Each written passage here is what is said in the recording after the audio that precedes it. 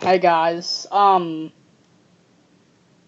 so I kind of customized a Sonic Boom Knuckles toy. Um, Here it is. Yeah, I really don't like Sonic Boom because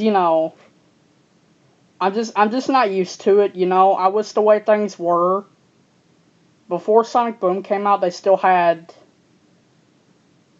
the normal Sonic toys. So,